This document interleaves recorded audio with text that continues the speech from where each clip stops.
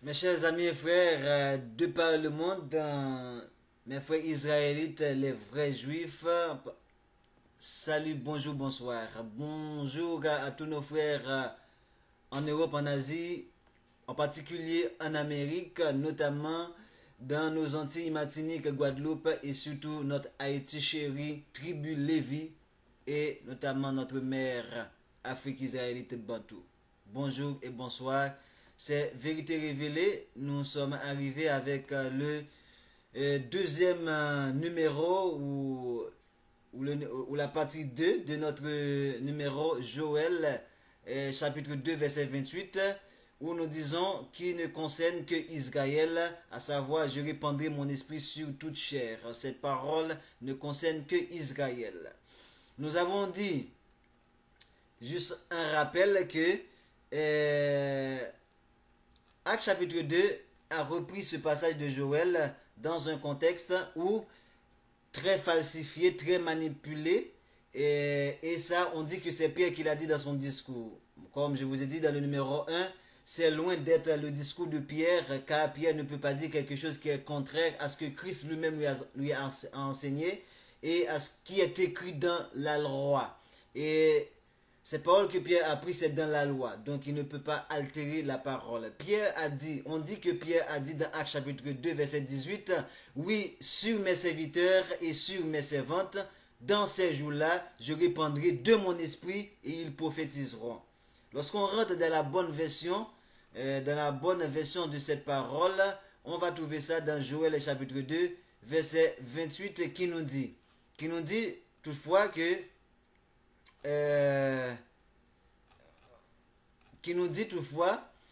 la bonne tradition, et pour vous dire que c'est une manipulation parce qu'au niveau de Acte chapitre 2, on a enlevé le commencement de ce passage dans lequel il y a un même. Ils ont enlevé ce même. Pourquoi ce même? Parce que dans le passage qui est répété dans Acte chapitre 2, c'est un suivi par rapport à Joël 2, verset 28. Ils ont pris seulement le verset 29 de Joël 2. Ils n'ont pas pris le verset 28. Vous voyez la manipulation? Donc, Joël 2, verset 28 nous dit, « Après cela, je répandrai mon esprit sur toute chair. Vos fils et vos filles prophétiseront, vos vieillards auront des songes, et vos jeunes gens des visions. » Verset 29. « Même sur les servantes et sur les serviteurs, dans ces jours-là, je répandrai mon esprit. » Vous voyez l'idée du passage, et que dans Acte, on a juste pris le verset 29 et on a même enlevé le mot même, qui donne tout son sens. Et pourquoi on dit même sur les servantes et les serviteurs? Donc, c'est que Yah va répandre son esprit sur Israël, sur les vieillards, sur les jeunes filles, sur les jeunes gens, sur tout le monde en Israël. Et même ceux qui vont être nos serviteurs et nos servantes vont être investis, vont être remplis de cet esprit. Maintenant, vous allez me dire, mais pourquoi je dis ça? Mais c'est parce que dans Ésaïe chapitre 14, verset c'est quel passage? Ésaïe chapitre 14, à partir de verset 1er, on voit qu'est-ce qui est dit par rapport à tout ça en matière de comment dirais-je? Pour comprendre le contexte servante et serviteur, il faut voir dans Ésaïe chapitre 14, à partir de verset 1er. Et surtout au verset 2, là où il est dit que les peuples les prendront et les ramèneront à leur demeure. Il parle d'Israël. Parce que si on prend le verset 1er même de ce passage, qui est Ésaïe chapitre 14, on va voir que le peuple parle d'Israël. Voilà. Écoutez bien. Car Yah aura pitié de Jacob. Il choisira encore Israël. Et il les rétablira dans leur pays. Les étrangers se joindront à eux. Et ils s'uniront à la maison de Jacob. Vous entendez au verset 2. Les peuples les prendront, ces étrangers-là, et les ramèneront à leur demeure. Et la maison d'Israël les possédera dans le pays de Yah. Ça veut dire, ces étrangers-là, on va les posséder dans le pays de Yah, comme serviteurs et comme servantes. Comme serviteurs et comme servantes. Donc, la question de serviteurs et servantes de Joël chapitre 2, ça veut dire c'est les autres peuples qui vont entrer avec nous en Israël.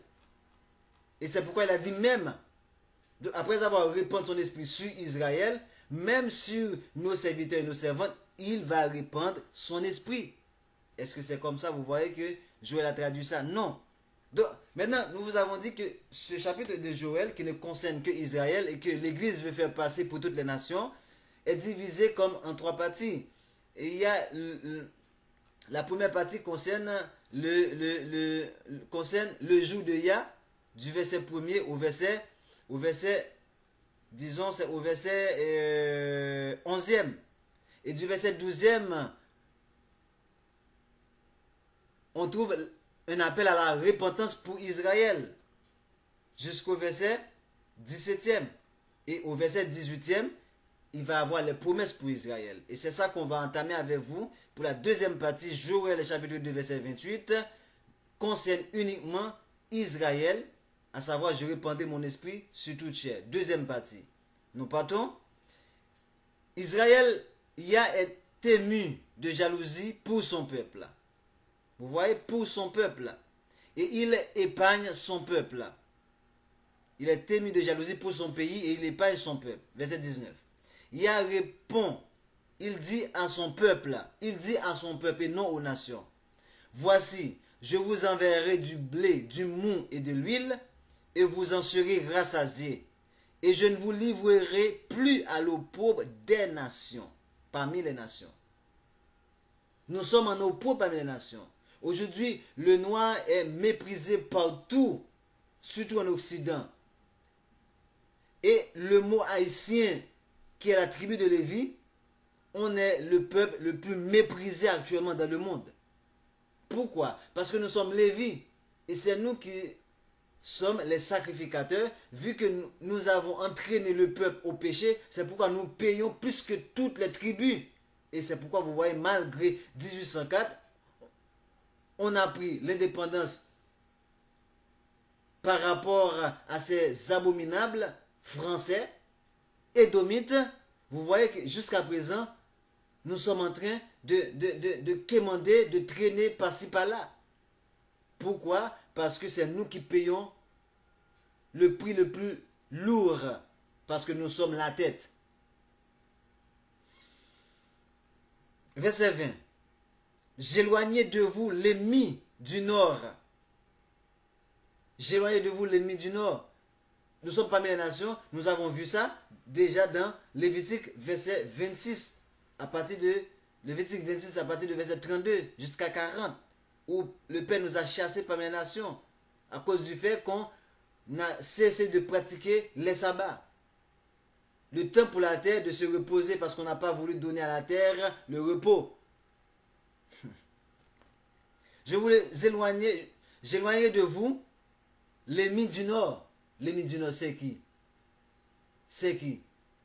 Qui est au nord? N'est-ce pas l'Amérique? L'Amérique du Nord surtout? C'est ça, l'Amérique du Nord, c'est pas l'Amérique du Sud. L'Amérique du Sud, c'est au sud. Je le chasserai vers une terre aride et déserte. Son arrière-garde dans la mer orientale, vous voyez? Et son arrière-garde dans la mer occidentale. La mer occidentale, ça veut dire vers l'ouest. C'est ça l'ennemi du Nord. C'est ça l'ennemi du Nord. Son avant-garde va être éloigné vers la mer orientale et son arrière-garde va être éloigné vers la mer du Nord, vers la mer du Sud. Et pas du Sud, occidental, l'ouest. Le Nord, c'est normal, le Nord, c'est vers l'ouest. C'est pourquoi on vous dit que c'est l'Europe maintenant qui est le Nord et qui va s'éloigner vers l'ouest, qui va être le Nord maintenant, du peuple d'Israël. Le peuple d'Israël, c'est notamment, il y a une partie qui est en Amérique du Nord, mais c'est surtout l'Amérique centrale et l'Amérique du Sud. Et son infection se répandra, sa puanteur s'élèvera dans les airs, sa puanteur. C'est l'Édom qui va être exterminé. Parce qu'il a fait de grandes choses. Écoutez, verset 21. Terre, ne crains pas, sois dans l'allégresse. Et réjouis-toi, car Yah a fait de grandes choses. Lorsqu'on dit terre ici, l'Église va nous dire, il parle avec la terre entière, toutes les nations. Vous allez voir, au verset 22, lorsqu'il a fini de dire au verset 21, terre, réjouis-toi, il va dire au verset 22, bêtes des champs, ne craignez pas. Car les plaines du désert reverdiront, car les arbres porteront leurs fruits. N'est-ce pas qu'il avait transformé le pays en désert, en un désert affreux? C'est même dans ce même Joël chapitre 2. Il a transformé le pays en un désert affreux. En un désert affreux. Hein? C'est bien ça. Donc maintenant, il va nous rétablir. Donc il est question d'Israël. Donc, nous poursuivons. Et verset 23, et vous, enfants de Sion, vous voyez, il a pris la terre, il a pris les bêtes, il a pris les enfants. Ça veut dire c'est les 3 bénédictions. La première bénédiction, c'est le fruit des entrailles. Deuxième, le fruit du sol, le fruit des animaux. Troisième, c'est pourquoi lorsqu'il a fini de parler de la terre qui va nous donner sa récolte, les animaux qui vont peupler en abondance, et il a pris les enfants qui vont se multiplier. Et vous, enfants de Sion, soyez dans l'allégresse et réjouissez-vous en Yah, votre Père, car il vous donnera la pluie en son temps. Il vous enverra la pluie de la première et de l'arrière-saison comme autrefois. Parce que maintenant, il a cessé de nous envoyer la pluie de la première et de l'arrière-saison. À cause de nos péchés, de nos iniquités, de nos transgressions. Et c'est pourquoi on dit, il n'y a pas 4 saisons. Comme l'Occident veut nous le faire croire. Il y a 2 saisons. L'arrière et la première saison. La première et l'arrière-saison. 2. Et ça se trouve également dans Psaume 74. Verset 24. Les airs se rempliront de blé, et les cuves regorgeront du mou et d'huile. Je vous remplacerai les années qu'ont dévoré la sauterelle, le gélec, le asile et le gazam. Ça, c'est des insectes que le Père a envoyés pour réduire notre récolte en monceaux de ruines. Notre terre en un désert affreux. La terre ne produit pas. Les récoltes ne donneront pas de la nourriture. Écoutez, ma grande armée que j'ai envoyée contre vous à cause de nos péchés. Verset 26. Vous mangerez et vous vous rassasierez et vous célébrerez le nom de Yah, votre Père, qui aura fait pour vous de grandes choses, des prodiges. Écoutez ça, mes chers bien-aimés. Et mon peuple ne sera plus jamais dans la confusion.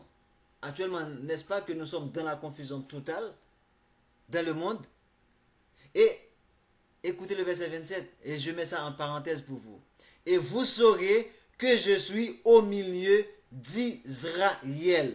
Ça veut dire là où il a dit au verset 21, terre, ne craignez pas, ou l'Église va dire que c'est toutes les nations, le verset 27 vous répond ici. Et vous saurez que je suis au milieu d'Israël. Donc la notion de terre ici, c'est la terre d'Israël qui ne produit plus en ce moment, au moment même où je vous parle. Mais selon la promesse, ça va nous donner toute sa récolte. Et c'est là qu'on va réaliser que effectivement, le Père est au milieu de nous en Israël. Que je suis Yah, votre Père, et qu'il n'y a point d'autre. Et mon peuple ne sera plus jamais dans la confusion. Et c'est là qu'il revient maintenant avec, après avoir étalé tout ceci en termes de bénédiction, pour nous rétablir, il va dire, après cela, au verset 28, je répandrai mon esprit sur toute chair, vos fils et vos filles prophétiseront, et vos vieillards auront des songes, et vos jeunes gens des visions. Voilà où Actes chapitre 2 va falsifier la parole au verset 29. Même sur les servantes et sur les serviteurs, dans ces jours-là, je répandrai mon esprit. Donc, la question de Actes chapitre 2 verset 18, qui prend oui, je répandrai mon esprit sur tout chair, c'est faux, c'est pas comme ça la parole est écrite. C'est une falsification. La vraie version, c'est même. Au lieu de oui, c'est même sur les serviteurs et les servantes. Dans ces jours-là, je répandrai de mon esprit. Et je viens de vous montrer dans Ésaïe chapitre 14, verset 2, que les serviteurs et les servantes, ce sont les autres peuples des autres nations qui, tout comme ils sont allés en Afrique pour nous capturer et nous amener en Amérique, en Europe, c'est eux encore qui vont nous ramener chez nous. Et là, nous allons les posséder comme servantes et comme serviteurs dans le pays de Yah qui est Israël. Voilà. Et pour confirmer ceci, un ami frère qui écoute mes émissions m'a envoyé ce passage. Et je vous ai dit, c'est la cerise sur le gâteau par rapport à ce Joël que je viens de vous exposer. Ésaïe chapitre 44, verset 1 à 3. Écoutez ceci. Pour vous encore qui doutent, pour vous incrédules, pour vous sceptiques, pour vous, nous savons que, et j'aimerais apporter cette précision, je sais que ce message va faire beaucoup de mal à la race blanche. Je sais que ce message va faire beaucoup de mal aux autres nations. Mais je vous ai dit, je suis désolé pour vous. Ce n'est pas moi qui ai voulu parler ainsi. Vous voyez que ces paroles, ce n'est pas moi qui les ai écrites. Ce n'est pas moi qui les ai écrites. Et je vous ai dit, ça va vous déranger, ça va vous perturber. Et je vous ai dit, c'est même pas vous. Même mon peuple à qui ce message est adressé, je sais qu'il y a une forte partie qui vont bouder ce message. Et moi, je leur dis, tant pis pour eux. Tant pis pour eux. Ils vont périr avec l'ennemi parce que Apocalypse 18, verset 4 nous dit, sortez du milieu d'eux, mon peuple, afin de ne pas participer à leur péché et de ne pas subir leur sort. Donc, si vous voulez rester avec l'ennemi, tant pis pour vous. Je vous ai déjà montré que l'ennemi va être exterminé. Va être exterminé. Va lire Malachie chapitre 1er, verset 1 à 3. Va lire Abdias, vous allez voir, l'ennemi va être exterminé. Ésaïe 34, à partir de verset 5. Si vous voulez rester, tant pis pour vous. Mais je sais, il y a une forte partie également qui vont écouter ce message. Je ne vous demande pas de m'écouter, mais écoutez ce message et priez sur ce message. Si vous avez encore du doute, priez sur ce message. Et je vous ai dit, je vous apporte ce passage que ce bien-aimé frère m'a envoyé. Ésaïe 14, qui vient de mettre la cerise sur le gâteau par rapport à cet épisode. Verset 1er. Écoutez maintenant, ô Jacob, mon serviteur, ô Israël, que j'ai choisi. Le Père n'a pas choisi deux nations. Ce peuple qui l'a mis en captivité, ce peuple qui l'a envoyé en dispersion, malédiction, maltraitance, tout ça, il va nous rétablir. C'est pourquoi il a dit, ainsi parle Yah, qui t'a fait et qui t'a formé dès ta naissance. Est-ce qu'un mère, un vrai père peut abandonner son enfant pour toujours? Non. C'est pourquoi il a dit que s'il nous a châtiés, c'est parce qu'il nous aime. C'est pas comme l'Église a dit qu'il nous a rejetés. Non, un père ne rejette jamais son enfant. Comment vous pouvez penser que Yah peut rejeter ses enfants? Le peuple qu'il a choisi. Allez voir dans Romains chapitre 11, qu'est-ce que l'apôtre Paul a dit? Si vous me permettez de vous lire ce passage entre guillemets, parce que là, je vais vous lire ce passage pour ceux qui disent que le Père a rejeté Israël. Écoutez ce que Paul a dit dans Romains chapitre 11. Je dis donc, le Père a-t-il rejeté son peuple? Loin de là. Il n'a même pas dit non. Il a dit loin de là. Enlevez-vous ça de la tête. Car moi aussi, je suis israélite de la postérité d'Abraham, de la tribu de Benjamin. Et je vais vous lire un autre passage parce que c'est important. Permettez-moi encore à nouveau de vous lire Ésaïe chapitre 35, je crois. À partir du verset Ésaïe 35, à partir du verset 34. Ésaïe 37. C'est Ésaïe ou Jérémie. Ah, c'est Jérémie. Accordez-moi juste un moment. Je vous cherche un passage capital. C'est Jérémie 37. Sinon, je vais vous retrouver ce passage où il est dit que tant que le ciel et la terre existent, ce peuple ne cessera d'être une nation devant moi. Je vais vous trouver le passage. Maintenant, je n'ai pas à m'apporter parce que ce n'était pas prévu. Donc, pour ne pas trop rester, pas trop prendre de temps, vous savez que il est déjà comme à 20. Je vais vous lire le passage de Ésaïe chapitre 44. Écoutez maintenant, ô Jacob, mon serviteur, ô Israël que j'ai choisi. Ainsi Palia qui t'a fait et qui t'a formé dès ta naissance. Celui qui est ton soutien, ne crains rien, mon serviteur Jacob, mon Israël que j'ai choisi. Verset 3, écoutez bien. Car je répandrai des eaux sur le sol altéré et des ruisseaux sur la terre desséchée. N'est-ce pas ce que vous venez de voir dans Joël chapitre 2 à partir du verset 21 jusqu'au verset 27. Deuxième partie du verset 3 dans Ésaïe 44. Je répandrai mon esprit sur ta race. Écoutez, car je répandrai des eaux sur le sol altéré et des ruisseaux sur la terre desséchée, je répandrai mon esprit sur ta race. Ce que Joël a dit dans Joël chapitre 2, verset 28. Après cela, je répandrai mon esprit sur toute chair. Vos fils et vos filles prophétiseront. Pourquoi il a dit vos fils et vos filles? Parce qu'il parle avec Israël.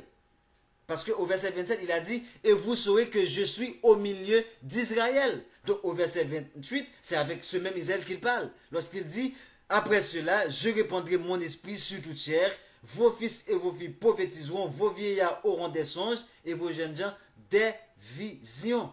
Et Ésaïe de confirmer pour dire, je répandrai mon esprit sur ta race. La race de qui? Israël qu'il a dit, mon Israël que j'ai choisi. Et ma bénédiction sur tes rejetons. Est-ce qu'il a dit sur les rejetons des nations?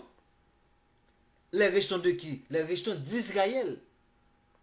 Qui c'est les rejetons d'Isaac? Qui c'est les rejetons d'Abraham? C'est pourquoi Christ va dire dans Hébreux chapitre 2, Hébreux chapitre 2, où il va dire carrément que, écoutez bien, Hébreux chapitre 2, à partir du verset 14, ok, à partir du verset 15, ou verset 14, je lis pour vous. Ainsi donc, puisque les enfants participent au sang et à la chair, il y a également participé lui-même, à savoir Christ, afin que par la mort, il anéantisse celui qui a la puissance de la mort, c'est-à-dire l'adversaire. Verset 15. Et qu'il délivrera tous ceux, vous allez voir si c'est tous ceux des nations, tous ceux qui, par crainte de la mort, étaient toute leur vie retenus dans la servitude. Verset 16. Car assurément, ce n'est pas à des anges qu'il vient en aide, mais c'est la postérité d'Abraham. N'est-ce pas ce que Ésaïe a dit ici? Je répandrai mon esprit sur ta race et ma bénédiction sur tes rejetons. Et puis après vous me dites, Joël 2, verset 28, ça concerne les nations. Tant pis pour vous. Si vous ne voulez pas ouvrir encore vos yeux, tant pis pour vous. Mes chers auditeurs, avant de terminer, je vais vous lire ce passage de Ézéchiel chapitre 37 pour comprendre tout ce que je viens de dire. Et en lisant ce passage, je vous le dis, je pleure. J'ai pleuré. J'ai pleuré, je vous le dis. C'est trop vrai cette réalité. Lorsque je suis en train de lire Ézéchiel 37, verset 1er à 14, j'ai pleuré. C'est tellement... Oh là là, écoutez. La main de Yah fut sur moi, et Yah me transporta en esprit, et me déposa dans le milieu d'une vallée remplie d'ossements. Verset 2. Il me dit, il me fit passer auprès d'eux, tout autour, et voici, il était fort nombreux à la surface de la vallée. Et il était complètement sec. Des ossements dans une vallée. N'est-ce pas que le peuple de Yah se trouve actuellement dans une vallée?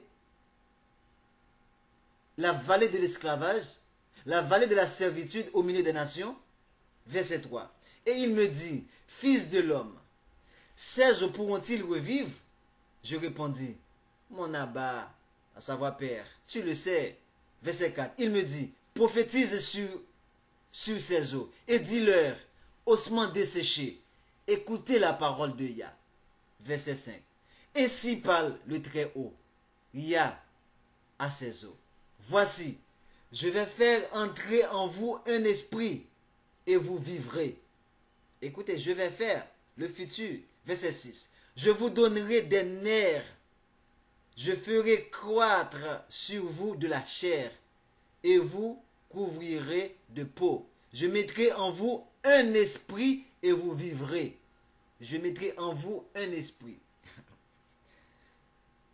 Et vous saurez que je suis le Très-Haut, Yah votre Père. Verset 7. Écoutez, je prophétisais selon l'ordre que j'ai reçu. C'est Ézéchiel qui parle. Et comme je prophétisais, il y eut un bruit. Et voici, il se fit un mouvement. Je mets ça en parenthèse pour vous, mes chers bien-aimés. Écoutez. Et les eaux s'approchèrent les uns des autres.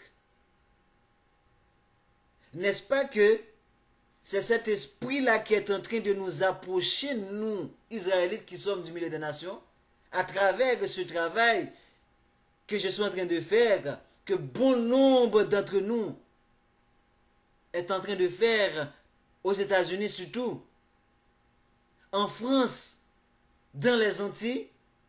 N'est-ce pas ce travail qu'on est en train de faire? On est en train de se rapprocher. De nos jours, j'ai trouvé pas mal de mes frères en Martinique, en Guadeloupe, dans les Antilles. N'est-ce pas qu'on est en train de se rapprocher? Verset 8. Je regardai, et voici, il leur vint des nerfs, la chair crue, et la peau les couvrit par-dessus. Mais il n'y avait point en eux d'esprit. Il me dit, prophétise et parle à l'esprit. Prophétise, fils de l'homme, et dites à l'esprit, voici parle le Très-Haut, Yah. Je mets ça en parenthèse pour vous. Esprit vient des 4 vents, souffle sur ces morts et qu'ils revivent. N'est-ce pas que la prophétie avait dit que le Père allait nous exterminer, nous expédier, nous disperser jusqu'aux extrémités de la terre, à savoir les 4 vents. C'est pourquoi maintenant il envoie son esprit aux 4 vents pour rassembler ce peuple. Verset 10. Je prophétisai selon l'ordre qu'il m'avait donné, et l'esprit entra en eux, et ils reprirent vie, et ils se tinrent sur leurs pieds. C'était une armée nombreuse, très nombreuse. Ha, je vous le dis, si vous voulez rester, tant pis pour vous. On va trouver une armée. Tant pis pour vous si vous n'en faites pas partie. Verset 11, je mets ça en parenthèse pour vous encore. Et il me dit, fils de l'homme, ces eaux, c'est toute la maison d'Israël. L'église, s'il vous plaît, arrêtez. Parce que lorsque moi j'étais à l'église, à combien de fois on avait lu ce passage, comme étant c'est pour les chrétiens, c'est pour l'église, c'est pour les nations. L'église prend juste un verset des fois et il fait avaler ça à tous les gens. Et malheureusement pour eux, ce sont des aveugles qui conduisent des aveugles. Ils tomberont dans le même trou. C'est ce que Christ a dit. Ils n'ont même pas le temps d'aller lire la parole par eux-mêmes. Ils écoutent des pasteurs qui n'ont aucune connaissance réelle de la parole. Pour vous qui dites que Ézéchiel 37 c'est pour les nations, voici il est dit, Ézéchiel 37 verset 11, il me dit voici, il dit voici, ils disent, ok, je reprends pour vous. Il me dit, fils de l'homme, ces eaux, c'est toute la maison d'Israël. Ézéchiel 37, verset 11. Voici, ils disent, nos eaux sont desséchées. Nos eaux, c'est Ézéchiel qui parle. Nos eaux sont desséchées. Notre espérance est détruite. Nous sommes perdus. N'est-ce pas ce qui nous arrive, mes chers bien-aimés? N'est-ce pas ce moment qu'on est en train de vivre? Mais je vous le dis, soyez patients. Persévérez dans la prière et dans la parole dans la vérité. Pas dans la parole que l'église vous prêche. La vérité n'est pas prêchée dans les églises. C'est ces gens de vérité qui sont prêchés sur Internet. Si vous voulez trouver la vérité, allez sur Internet. C'est là que se trouve le peuple de Yah. Je vous le dis. Et je prends la responsabilité de vous le dire. Je vous le dis. Nos eaux sont desséchées. Notre espérance est détruite. N'est-ce pas qu'on vive sans espérance? Comme Deutéronome 28 a dit, nous vivons, notre vie est comme en suspens devant nous. Quand le jour arrive, nous demandons à ce que la nuit s'approche. Quand la nuit arrive, nous demandons à ce que le jour se pointe. N'est-ce pas les mêmes choses? Oh là là, ne sommes-nous pas perdus parmi les nations? Combien de frères bien-aimés on a déjà perdus, égarés, aliénés, qui ont abandonné toutes leurs valeurs, toute leur origine au profit de ce Occident immonde, idolâtre, immoral et hors la loi par rapport au Père. Prophétise, verset 12. Prophétise donc et dis-leur, ainsi parle le Très-Haut Yah. Voici, j'ouvrirai vos sépulcres. Je vous ferai sortir de vos sépulcres, ô mon peuple, et je vous ramènerai dans le pays d'Israël. Et vous me parlez des autres nations là maintenant? Vous me parlez des autres nations? N'est-ce pas qu'on est dans les sépulcres? On est dans les prisons? On est dans les usines, dans les entreprises, là où on fait les plus sales boulots. N'est-ce pas qu'on est dans des sépulcres? On est desséché parmi les nations. On vit le jour, au jour le jour. On travaille toute la semaine. Lorsque la paix arrive, du coup ça part. On se fait du souci du matin au soir. N'est-ce pas qu'on est perdu? Oh là là. Verset 13. Et vous saurez que je suis Yah, lorsque j'ouvrirai vos sépulcres et je vous ferai sortir de vos sépulcres, ô mon peuple. Je mettrai mon esprit en vous. Joël l'a dit. Ésaïe l'a dit. Ézéchiel vient de le dire, mes chers bien-aimés. Je mettrai mon esprit en vous. Et vous vivrez, je vous rétablirai dans votre pays, et vous saurez que moi, Yah, j'ai parlé et agi. Bon, là, je n'ai rien d'autre à vous prouver. Hein. Je n'ai rien d'autre à vous prouver. Ceux qui sont encore sceptiques, ceux qui sont encore aliénés, ceux qui sont encore incrédules, je vous ai dit, tant pis pour vous. Vous voulez rester avec l'ennemi, tant pis pour vous. Tant pis. Et c'est après ce rétablissement dont il a parlé. Vous voyez ce qu'il a dit au verset 14. Je mettrai mon esprit en vous et vous vivrez. Je vous rétablirai dans votre pays. Et c'est ça qui va nous amener maintenant à parler de la nouvelle alliance dans notre prochain numéro. Je vais vous parler de la nouvelle alliance parce qu'on n'a pas encore reçu cet esprit. Là, vous voyez, lorsqu'il a dit, et lorsqu'il a mis son esprit en nous, il a dit, mais au verset 8, je regardais et voici, il leur vint des nerfs, la chair crue et la peau les couvrit par-dessus, mais il n'y avait point en eux d'esprit.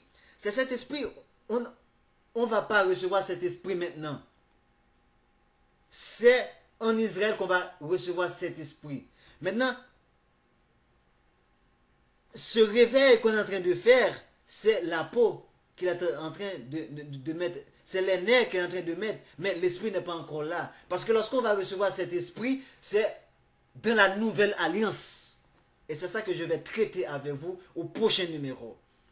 Je vous donne ceci pour vous montrer que, par rapport à ce numéro, pour terminer, pour vous dire qu'on n'a pas encore reçu cet esprit-là, parce que Hébreu va nous dire, car, Hébreu chapitre 8, à partir du verset 8, car c'est avec l'expression d'un blâme que Yah dit à Israël, voici, les jours viennent, dit Yah, où je ferai avec la maison d'Israël et la maison de Juda une nouvelle alliance. Une alliance nouvelle. Non comme l'alliance que j'ai traitée avec leur père, le jour où je les saisis par la main pour les faire sortir du pays d'Égypte, car ils n'ont pas persévéré dans mon alliance. Vous voyez? Et moi aussi, je ne me suis pas soucié d'eux, dit Yah. C'est pourquoi nous sommes en train d'être humiliés à travers les nations. Verset 10. Mais voici l'alliance que je ferai avec la maison d'Israël. Après ces jours-là, vous voyez encore, dit Yah, je mettrai mes lois dans leur esprit et je les écrirai dans leur cœur. Et je serai leur Abba et ils seront mon peuple.